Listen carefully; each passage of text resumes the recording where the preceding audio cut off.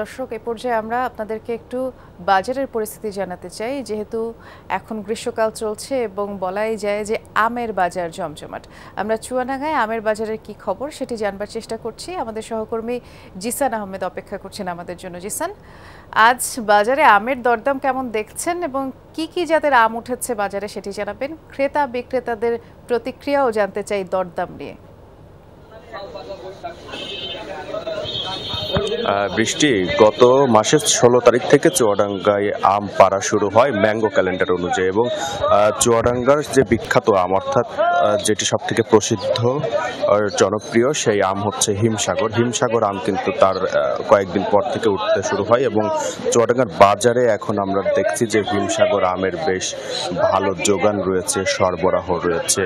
এই আমগুলো কিন্তু দেশের বিভিন্ন স্থানে পাঠানো হচ্ছে প্রতিদিন সকালে। এই যে চুয়াডাঙ্গা শহরে বড় বাজার এলাকার যেই আমের আড়ত রয়েছে, আড়ত থেকে কিন্তু আসলে আমের যেই দাম দর কেনাবেচা, সেই কেনাবেচার পর সেইগুলো ব্যাপারীদের মাধ্যমে চলে যায় দেশের বিভিন্ন।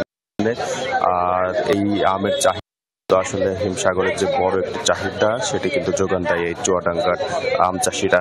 আমরা সকাল থেকেই যেটা দেখছিলাম যে আজ কিন্তু আসলে ক্রেতা এবং বিক্রেতাদের কাছ থেকে যে তথ্য পেয়েছে যে আমের দাম কিছুটা বেড়েছে গতকালের তুলনায়। দেখা যাচ্ছে মন প্রতি আম এখানে বিক্রি হচ্ছে মানভেদে 3400 টাকা থেকে 3800 টাকা পর্যন্ত, অর্থাৎ পাইকারি পর্যায়ে যে আমের কেজি সেটা এখনই আসলে 95 টাকা থেকে 98 টাকা ছাড়িয়েছে।